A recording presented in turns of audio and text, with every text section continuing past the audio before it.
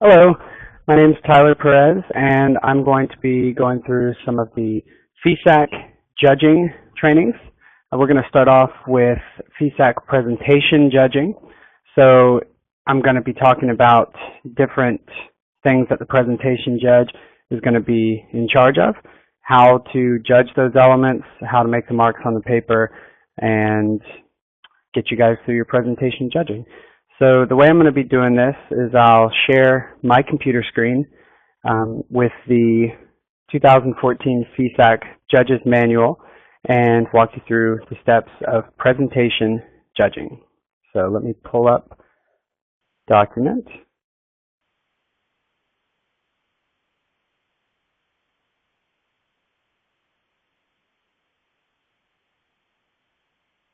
One second here.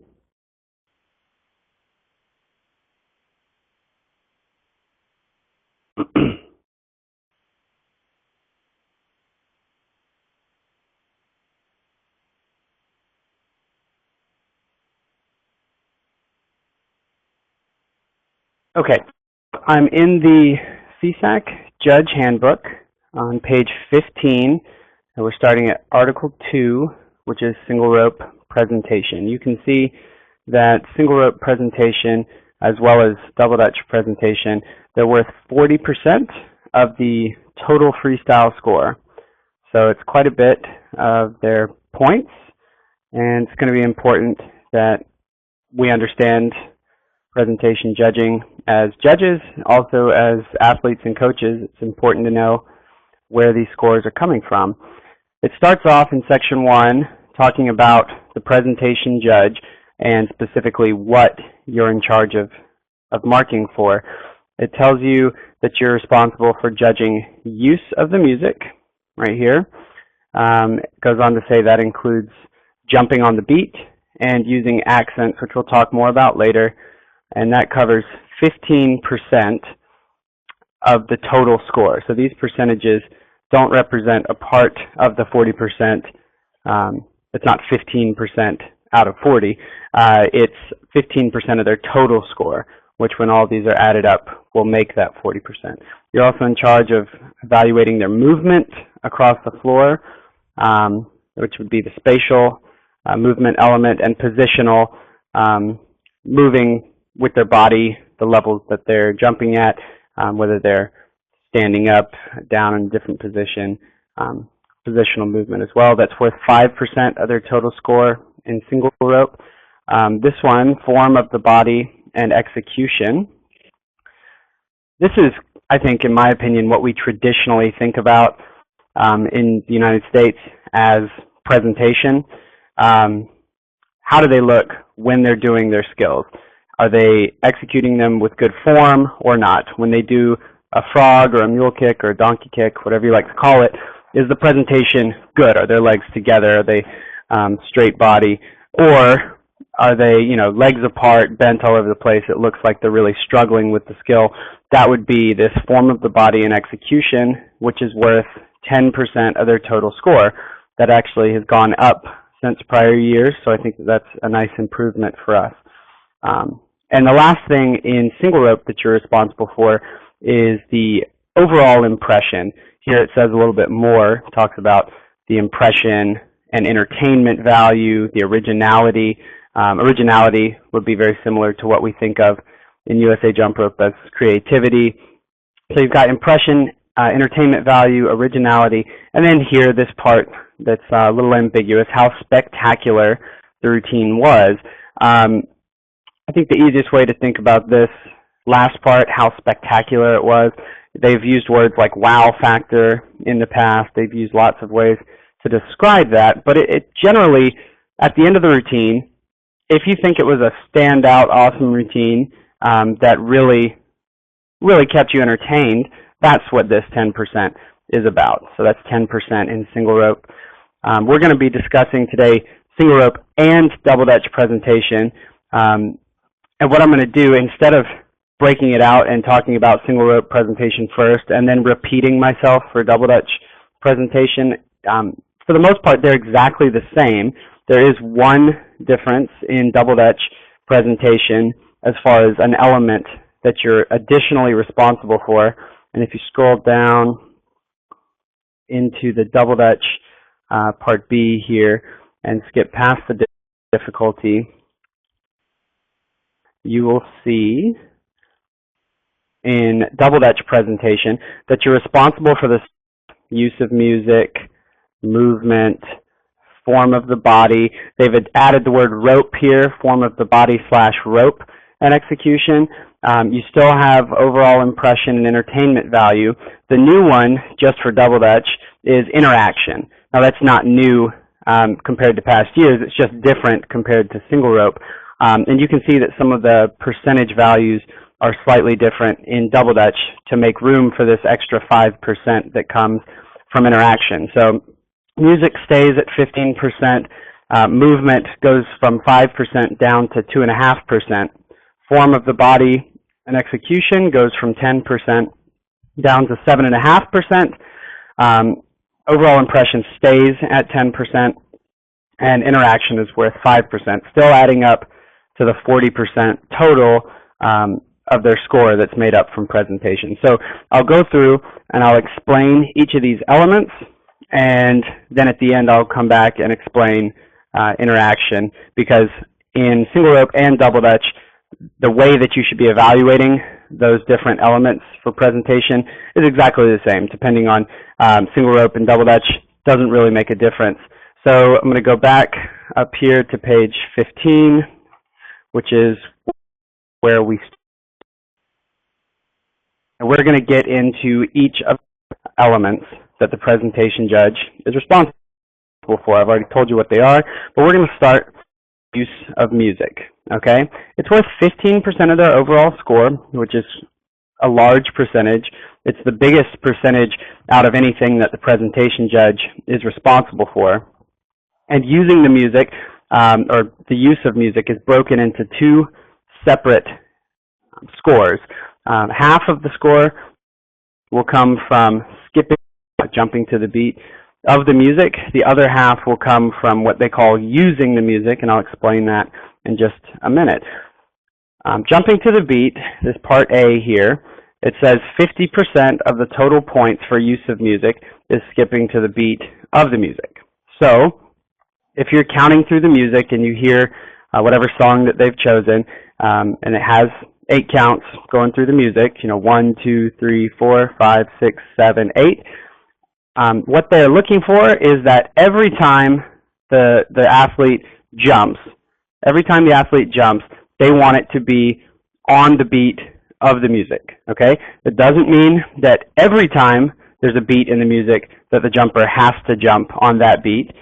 They certainly could jump on every other beat, on 1, 3, 5, and 7, or they could do something where they're going 1, 2, 3, 4, and then they jump a double bounce on 5, and they jump again on 7, 8. As long as every jump that they're doing is on the beat of the music, if that's that way for the entire routine, then they should receive a really, really high score for skipping to the beat.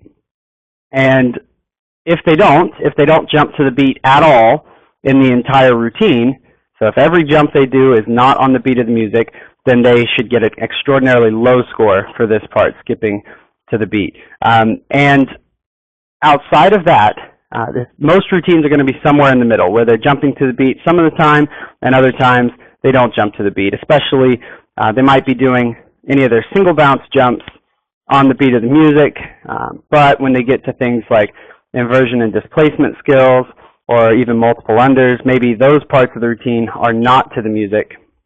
And so what you're looking for is kind of a representation of the percentage of the time that they were actually jumping to the beat of the music. So if you feel like the jumper was jumping to the music about half the time, then their score for skipping to the beat should be a 5 out of 10, even though it says 50% of this 15%, so 7.5% is made up of skipping to the beat.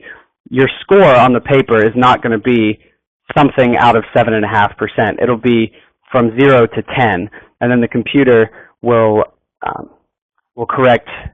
They'll change your score into the actual percentage that it takes up. So you don't have to worry about finding a score between 0 and 7.5. Your score will be between 0 and 10, for skipping to the beat, and it should reflect the percentage of the routine that the athlete was jumping to the beat of the music. I feel like that's an easy one. Easier certainly than the next part, which is using the music.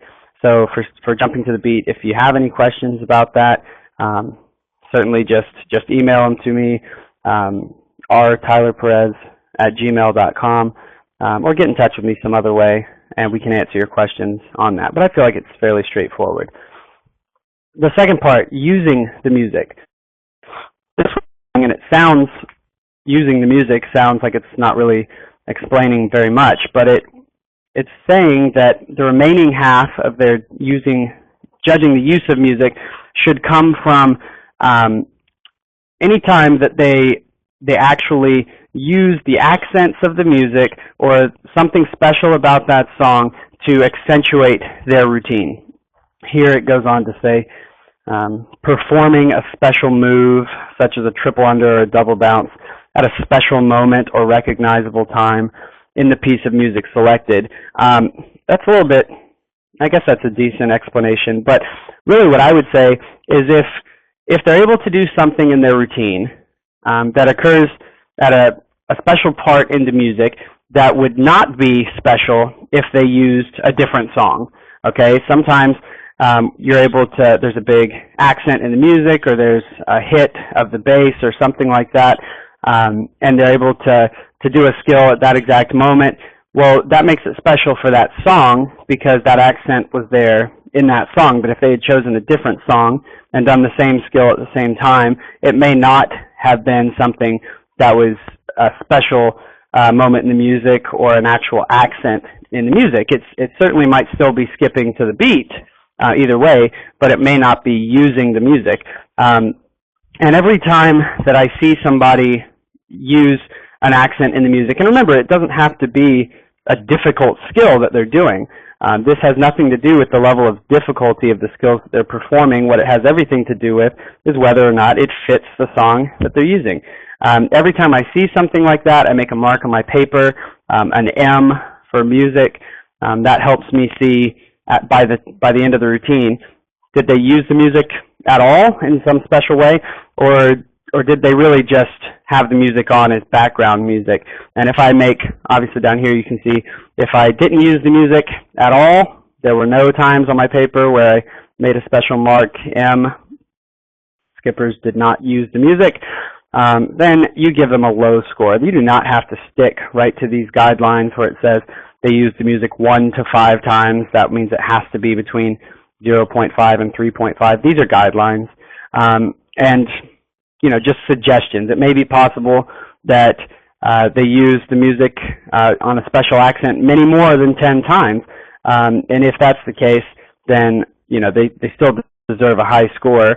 And, if you feel like 5 times was a lot in that routine, if you felt like you were constantly writing down M's, even though at the end you might have only had 5 of them on your paper, you're certainly free to give a score higher than 3.5 if you feel like that's necessary. In reality, it's going to come down to how often you're making your marks on the paper, which there's no rule about how often you have to do that as a judge. Again, you just need to look at the routine as a whole and how often were they using those special accents in the music. Again, that score will be between 0 and 10. The computer will take those two scores and make them fit this 15% for judging the use of music. So I'm going to move on. Section 3 here talks about movement, okay? The description is short, and I believe it's fairly easy to evaluate, so it shouldn't take us long to get through that. Movement is worth 5% of their total score, as you can see here. The points for movement should be awarded, here it says, for continuously moving. In USA Jump Rope and most other competitions that we hold here in the United States, we have the head judge evaluating their spatial dynamics. And for spatial dynamics, all we have to do to get full credit is to go into each of the 4 quadrants on the floor. The floor is broken out into 4 equal quadrants, and they get points for moving their routine into each of those quadrants. In FISAC, it is a little bit different. What they're looking for is for the jumper to be moving continuously. If the jumper is moving during their skills for the entire routine and they're constantly moving, the percentage of the time that of their routine that's done while moving is really, really high, then their score for movement should be very high, maybe close to 9 or 10. If the jumper stays in the same spot the whole time and doesn't move around the floor at all during their routine, obviously their score for movement should be low, maybe 0 or 1. But most likely, again, you're going to have something in the middle where they're moving some of the time and then they stand still for long periods of time and then move again. If that's the case, you're supposed to evaluate the percentage of the time that they spent on their routine that was actually covering floor space, moving around. I believe there are some skills that it makes sense to move on, and there are other skills that perhaps are very difficult to move while completing those skills. When you're doing certain types of inversion displacement skills, it's probably very difficult to move, but that's not your job to evaluate how hard the skills that they're doing are. Your job here in movement is to evaluate how frequently they're moving. When I make these types of marks on my paper, usually I'm making arrows. I already have an M on my paper for music, and the movement, if you make another M, that could be confusing. I choose to write arrows on my paper. It doesn't matter what direction the arrows are pointing. It just shows me that they're moving during that part. And by the end of the routine, if I look down and the arrows are pretty much happening all the time, then I know that they deserve a high score for the movement category. So again, looking at the percentage of the time during their routine that they're completing skills while moving. Should be pretty easy. The next segment, section 4, form of the body and execution. This one, again, is what we traditionally think of as presentation, or at least what I think of in USA Jump Rope as presentation. We're looking at the jumper and how their body and their countenance and presentation of each of these skills, how they're being performed and executed. Doesn't matter what type of skills they're doing, it just matters how good they make them look. And here the suggestion is that you allow the jumper to start with full credit. Let's say they start with a 10 out of 10 on form of the body and execution. And every time that they perform a skill poorly, it says every time there's a skill that's not performed well or it's performed with a lack of good posture, that we're going to make a mark that's going to take away from that. So I write on my paper an E every time there's a skill that, that looks bad. Whether they're landing their skills really low or, if their legs are bent during certain skills, or if they're dropping their chest down to their knees instead of bringing their knees up to their chest on certain skills.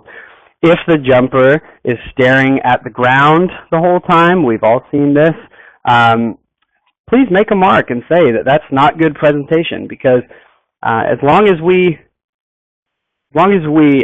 deduct for things that we don't like, chances are people aren't going to do that. And if we don't want to sit and watch routines where jumpers are staring at the floor the whole time and not even acknowledging the judges, then we need to deduct when they do that. So make sure that if a jumper is doing something that presentation-wise does not look good to you, take off for it. Write that E on your paper. And then at the end of the routine, it depends on how bad some of the things were. If I just have a couple of E's on the paper, I'm probably going to be taking off maybe a point for each one. Some of them I might only take off half a point. If something was done really poorly, if I was just like, man, that just looked terrible in their routine, then I might write more than one E for that skill or combination. It's certainly okay for you to write down 2 E's for something, or more than that if you feel like it's necessary. And you will deduct from that 10 out of 10 at the end of the routine. And then here at the end, it also says general skipping style, or just their general impression, their execution and form throughout the routine. If at the end you don't have a lot of E's on your paper, maybe you have like only 1 E, but you're just looking at that routine and going, man, it's not so much that individual skills were done poorly, but there was just something about that jumper's style that just didn't sit well with me. It just did not impress me. It wasn't good form or posture or technique when they're doing their skills. You can take off some more points just based on their skipping style. There's nothing wrong with that, and you should certainly feel comfortable with the score that you give them at the end of that routine. Okay, last part, 10%. It's pretty big. Almost as important as music. This has gone up since last year, or 2 years ago, which I think is a big success for us, because we don't want to watch routines that are performed with bad posture, or their skills aren't performed well, or the jumper just doesn't look like they want to be there. And anyway, I think it's a big improvement. So moving on, section 5 is the overall impression of the routine. It's worth 10%, and the things that follow here in the description, there's kind of a lot of subjectivity to this part. But I think that if you approach it in a certain way, that a lot of the ambiguity of these descriptions kind of starts to go out the window, and you really are being told what to look for here. It asks what your overall impression of the routine was. If it was a great routine and you think it was fantastic, you should be making marks that represent that. You should be saying that, that routine was impressive to watch. I really enjoyed it. It kept me entertained. Here it says, did the routine keep you engaged? Or were you bored? If you are looking up, interested, and the routine is keeping you excited the whole time, well, they're doing something right. And then they should be rewarded for that. But if their routine is extraordinarily predictable, if nothing in the routine surprises you, if it looks pretty cookie cutter, then probably the answer to this question, did it keep you engaged, would be no, it did not. Did you see a lot of creative and artistic skills? Again, this goes back to creativity that we're traditionally used to seeing as 10% of the score in USA Jump Rope. As the presentation judge, you're responsible for giving out creativity points. Well, here it fits into the overall impression category. Were the skills that they performed in their routine, were those skills anything that looked new or special or unique? This kind of follows into the next sentence, this whole part. Were the skills creative and artistic? Were there special, original, or unique moves? And of course, that's going to be up to you. Something that looks unique and creative to me might look very boring to somebody else. And it's okay if your score is different than someone else on this part. What I would ask is that you just try to stay consistent with it. If something looks special, original, and unique to you in heat number 5, make sure that the same thing is getting credit for being original and unique in heat number 30. It's not the jumper's fault that they got, slotted into a late heat. So just try to be consistent with this and make sure that you're giving credit for these things. Was the routine spectacular or stunning? Again, this question really, to me, falls back into this overall impression of the routine. I don't think you need to ask yourself separately, was my overall impression of the routine good? And then you still have to ask yourself, was it spectacular or stunning? No.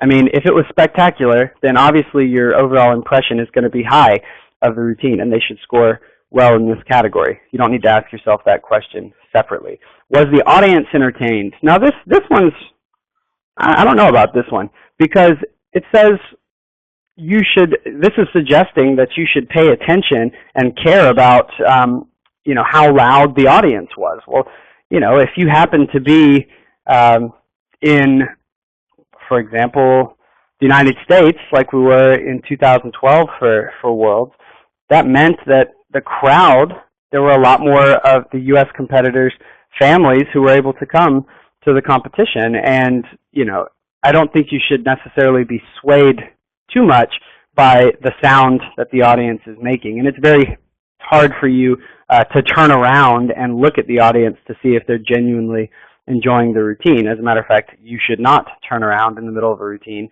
and pay attention to that. But I mean, there is something to be said about, you know, if the audience sounds like they're enjoying it, or if they sound like, you know, there's crickets in the room because it's, you know, something that's not very fun for them to watch. I would give a little bit of credit to this, not too much. Again, this is supposed to be about your overall impression of the routine, not someone else's overall impression of the routine. Here's the last question I think is actually really important. Would you keep watching the routine if you didn't have to? I mean, what it's asking you there is it something that, in your experience from seeing as much jump rope as you have, you know, is this something that you would choose to watch again? Is it something that you would sit around, if you were in the stands and you wanted to go get something, you know, a snack from the concession stand, would you wait till this routine is done to go get that, or would you just kind of walk out and go get it anyway? You know, these types of questions are things that are asking you to evaluate your own impression of the routine. And when I see things that I believe were really special or original or unique or spectacular, you don't have to make a different type of mark. You don't have to write an S for special or a U for unique or any of that stuff, or a B for bored or any of that stuff. I write a lowercase I, little I, or a star or something like that to say, hey, that was cool. The reason I write a lowercase I instead of a capital I, you'll see later when we get to the interaction. Obviously, I write the capital I's for interaction. But however you choose to mark these special, unique, impressive, cool things that you see during their routine, you put something on your paper, and at the end, it's really a question of what your overall impression was. And that score, again, is from 0 to 10. You make your mark on your paper, and it's a totally subjective thing. But again, consistency there is what's going to actually put people in the correct order when the competition's all done. So I'm going to skip down now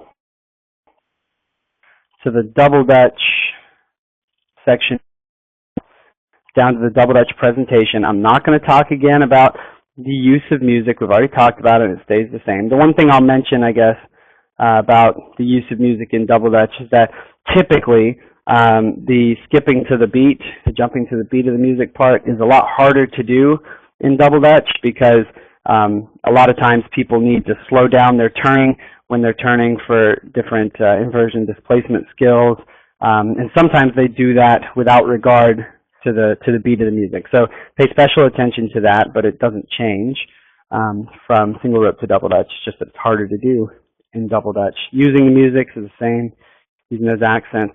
Movement, again, is the same. They don't have to hit all their quadrants or anything, and nor do they have to hit their quadrants in single rope. Again, it's a question of, are they moving continuously? It doesn't say where they have to move to. It just says that they have to move continuously. Sometimes this is a little bit more difficult to do in Double Dutch, but they still should certainly be able to do it. Form of the body, except this time we also have the rope. It says, you know, if the rope is not turning in a fluent way, right here, talks about that. Like if the rope just kind of looks sloppy while it's turning and they're not able to maintain good position of the rope, good control over it, then probably that's something that you might make that E mark for on your paper. Remember, we were making capital E's for things that took off from form of the rope execution, things like that. Here it says, except when a miss is deducted. But just keep in mind, when they make a mistake, they're already getting docked for it. But to me, that's also something where it takes away from the presentation a little bit when they make a mistake. I know here it says, except when a miss is deducted, but I got to tell you that if I were judging a routine, and there was a miss, whether or not I was deducting for the miss, it certainly is not good presentation in here. If I'm not deducting here, I'm probably deducting down here in overall impression. I mean, I'm not going to be very impressed with a routine that's full of mistakes. Down again with overall impression, we've just talked about that. Really don't need to hit that again. It's the exact same paragraph, copy and paste. But down here, interaction. This is something that normally our presentation judges don't really have to evaluate in USA Jump Rope. They're certainly not responsible for looking at interaction. That's something that goes into difficulty normally as far as raising the level of difficulty. The head judges in USA Jump Rope sometimes have to worry about pairs interaction, things like that, as far as a required element is concerned. But here it's asking the presentation judges specifically to evaluate the interaction that's going on between the jumpers in a not just the jumpers and the turners in a double Dutch routine. It asks, is the routine made up of each jumper just doing a few individual skills, or is there interaction between the jumpers? And then it goes on to give some examples. It says interaction can be all of the skippers doing fancy feet. This is just what they happen to call it. You know, our footwork segments, our pace change type segments where the jumpers might be performing footwork in the middle of the ropes. Well, if they're doing footwork by themselves, that's not really interaction. But if the turners and the jumpers, if all of the jumpers are doing that footwork section together, then they're calling it interaction because it's something that the turners and the jumpers are doing. Switches in here can get interaction points, especially if they're more complex switches, not just like a basic handle switch, because that's really the bare minimum. But if the switches incorporate, you know, lots of changing of positions, perhaps they go into some giant wheel-based switches, perhaps they do more complicated things like leapfrogs or other methods of getting into the ropes, assisted flips or whatever.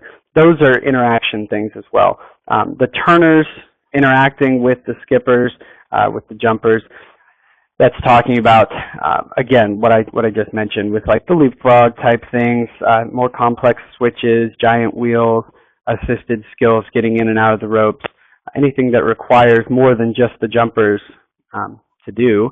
And then here it goes, it just says subway, but I think what they meant to put here was when the jumpers are interacting with other jumpers. This would be in a double Dutch pairs freestyle, something that has more than one jumper in the rope. Obviously, it's very difficult to do a subway with only one jumper in the rope, so this you could take this to mean that it's talking about double Dutch pairs. Anytime that there's one jumper interacting with another jumper, something that we would call dynamic interaction.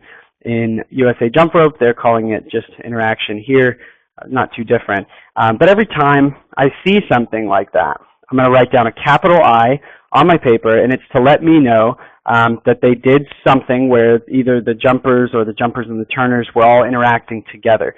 And if it's an extraordinarily complex interaction, you're certainly welcome to write down more than one capital I. For example, in a long giant wheel set, I would probably write down one capital I right when they get into the giant wheel. But if they start doing things like switching places, moving around, doing skills while they're inside the giant wheel, I may write down more capital I's. So it's possible with like a 10 to 15 second giant wheel section that they could be getting 3 or more capital I's from me, marks for interaction. And at the end, again, it says it goes from 0 to 5%, but remember that your score sheet will go from 0 to 10, and then you're going to write down a score between 0 and 10 based on whether they did not interact or, you know, all the way up to there were several complicated interactions between the jumpers and the turners. So that's what you're going to be writing down for interaction. We have all of those things that we're writing down on our paper, and by the end, your job is to go through on that score sheet, calculate a total score for each of those little boxes, one for interaction, one for overall impression, form of the rope and body, movement, and then the use of the music. You'll have a score in each of those boxes, and your job will be done. So as long as you get all that stuff calculated, put into the boxes, someone else will tabulate it for you. Again, I recommend that this is something that you practice. It does not matter to me whether you practice this type of judging on a certain type of routine. I would recommend that you practice it on single rope and double Dutch routines, but it does not have to be a routine that's meant for FISAC. You can pick a routine, any jump rope routine, something that was competed maybe at nationals here in the United States or routines from wherever. There's plenty of them up on YouTube, and I'll be putting some specific ones up just for our FISAC judge trainings. And I would recommend that you go through and practice judging these different elements on different types of routines. The more you practice it, the more comfortable you're going to be when you actually have to take your test or judge at a competition. So please practice this. If you can think of any questions that I have not answered for you, let me stop my screen real quick. If you can think of any questions that you have after listening to this, I recommend that you get in touch with me. My email address is rtylerperez@gmail.com. Send me an email with your questions, or come and participate in one of our online question and answer video conference meetings that you'll learn more about later. And ask those questions, because if you have a question, chances are that someone else has the same one. And if we can answer it for you and for the rest of our judges here in the United States, then I believe that we're going to have a really strong judging force moving forward for trials and for Worlds this year in Hong Kong. Thanks so much, and check back soon for a meeting, a training session describing required elements judging. Thanks.